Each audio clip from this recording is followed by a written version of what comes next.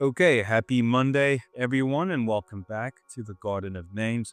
I hope that the start of spring has been kind to all of your gardens, and for those in colder climates, I'm sure your sunny days are just around the corner.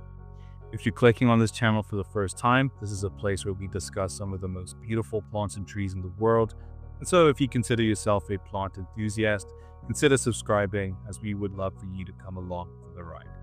Okay, so lately we've been looking at statement plants, and this week is no different. So today we will be looking at the teddy bear cholla. Now, unlike the other statement plants we've covered so far, this is the first desert-themed plant we're covering. Now, this plant here is native to the Sonoran Desert, which spans across California, Arizona, Nevada, and northern Mexico. So it thrives in very hot, dry desert flats and slopes with sandy or rocky soil, and of course, areas with intense sun and very little rainfall. In terms of cold hardiness, the teddy bear cholla is hardy in USDA zones 8 to 11. Ideally, it prefers hot, dry conditions with minimal frost, so zones 9 to 11. However, it can manage occasional cold snaps down to about 10 degrees Fahrenheit or minus 12 degrees Celsius.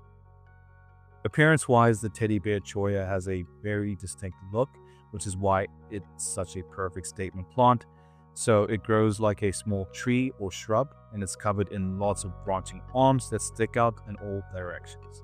Its golden yellow to light green color and its dense clusters of long spines can make it almost appear like it's glowing or haloed in low desert light.